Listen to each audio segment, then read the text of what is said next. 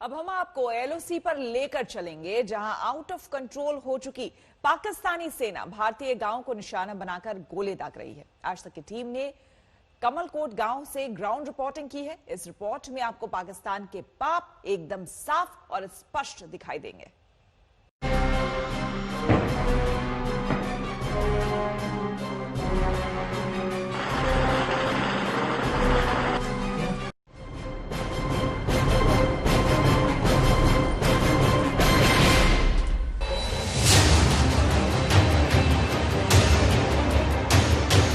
LOC पर पाकिस्तान के पाप की निशानियां।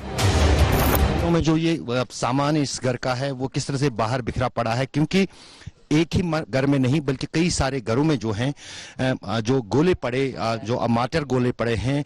कई जगहों पर तो वो फटे हैं, लेकिन कई जगहों पर वो गोले जो हैं अभी भी नहीं फटे हुए हैं। एलओसी पर पाकिस्तानी सेना के खिलाफ चश्मदीद गवाहियां।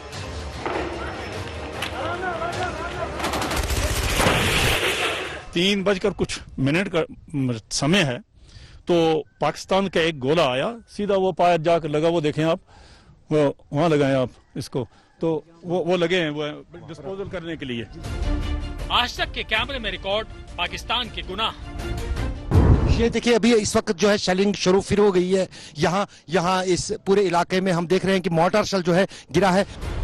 एलओसी के आखिरी गांव से आज तक की ग्राउंड रिपोर्ट। हम इस वक्त कमलकोट में हैं। कमलकोट शुक्रवार की पाकिस्तानी फायरिंग और शेलिंग में सबसे ज्यादा प्रभावित गांव है, जहां 3 लोग मारे गए, कई लोग घायल हैं। 13 नवंबर छोटी दिवाली का दिन, जब भारतीय सेना ने एलओसी पर पाकिस्तानी बंकरों, चौकियों और हथियार गोदामों पर इतने गोले बरसाए कि पाकिस्तानी सेना धुआं हो गई।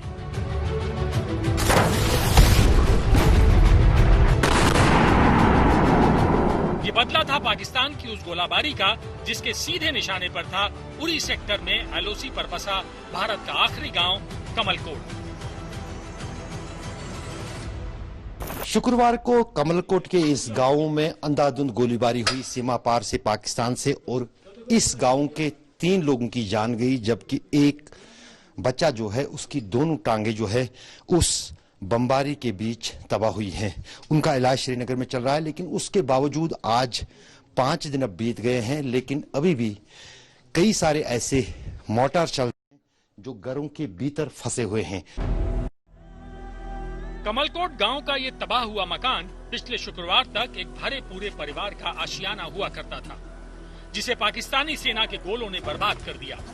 सईद सगीर हुसैन दिन कभी नहीं भूल सकते।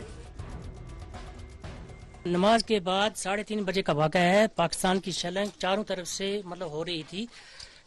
हो रही थी। मैं अपने बच्चों समेत माँ अयाल अंदर किचन में जब घुस गए, तो घुसने के बाद जो ही किचन में हम घुसे तो पाकिस्तान का एक शेल मेरे सीधा बाथरूम से होते हुए पूरा यहाँ ब्लास्ट नहीं हुआ वो, और लेकिन नुकसान पूरा करके अंदर इधर जिंदा गिर गया, फंस गया, और पूरा अंधेरा ही अंधेरा पूरा इस मकान में छा गया।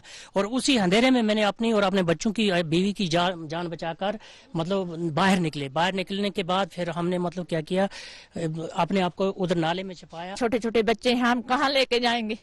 हमें 4-5 दिन से हम घर से बेघर हैं। हमारे लिए कोई इंसाफ होना चाहिए। हमारे बच्चों को यहाँ से निकाला जाए, हमें यहीं पे रखा जाए।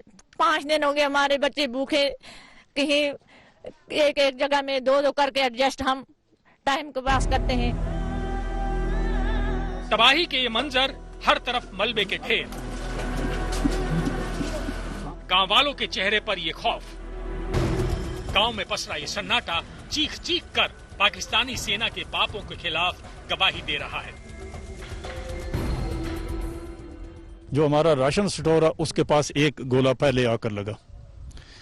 गोला जब लगा तो उसका पता नहीं चला। हमने तो बाद में हमने फोन करके वहाँ पूछा उससे, जो वहाँ जिसके स्टोर कीपर नहीं है, जो जिसका घर है, तो उसको पूछा क्या हुआ। उसने बोला जी ये इससे 2 आदमी मर चुके हैं, एक आदमी सीरियस है, वो भी बचने की उसकी कहानी, उसकी दोनों टांगे कट गई हुई है।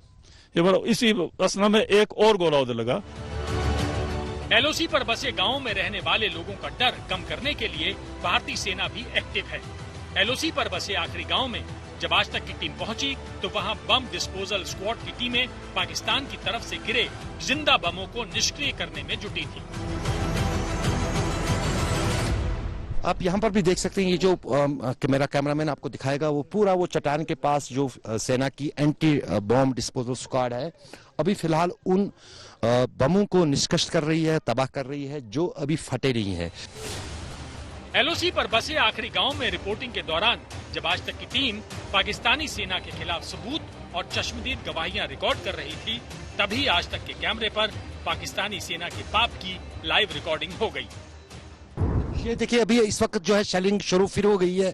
यहाँ इस पूरे इलाके में हम देख रहे हैं कि मोर्टार शेल जो है गिरा है और उसके बाद जब ये शेलिंग की आवाज आ गई और पूरे गांव में जो है ये मच गया, अफरा तफरी फिर मच गई, क्योंकि कुछ ही सेकंड पहले जो है यहाँ पर जो है एक बार फिर मोर्टार शेलिंग शुरू हो गई। क्योंकि ये आपको जो मेरा कैमरामैन ये पहाड़ दिखाएगा ये लाइन ऑफ कंट्रोल है।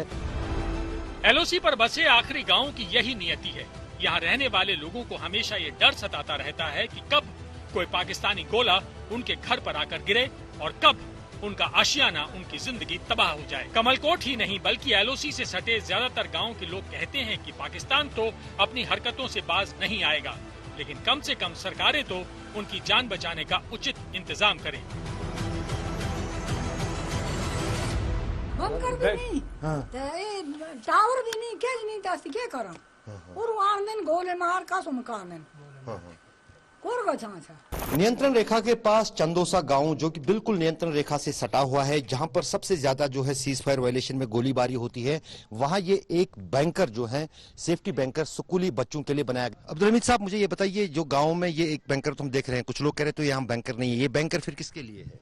ये तो इसके लिए सारे बच्चों के लिए बनाया है। अच्छा, बाकी तो हाँ इधर आपको पता है इधर बहुत बड़ा गांव है, इसमें तो कम से कम यहाँ कम्युनिटी में दो घरों को तो एक होना चाहिए। बार बार बोलते हैं ये हमें ये सेफ्टी चाहिए, बंकर चाहिए, मगर कुछ नहीं।